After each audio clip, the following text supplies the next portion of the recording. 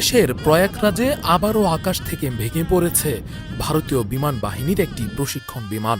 নিয়মিত ট্রেনিং ফ্লাইটের নামে উড্ডয়নের পর মাত্র কয়েক মিনিটের মধ্যেই মাইক্রোলাইট ট্রেনারটি নিয়ন্ত্রণ হারিয়ে সোজা পুকুরে গিয়ে পড়ে। দৃশ্যটা যেন আকাশ নয়, ভারতীয় সামরিক সক্ষমতার বাস্তব প্রতিচ্ছবি।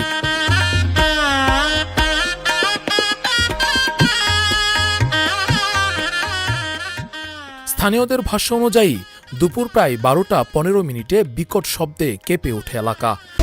আবাসনে আস্থার আদর্শ, নতুন ধরা, নতুন প্রজন্মের নতুন পৃথিবী।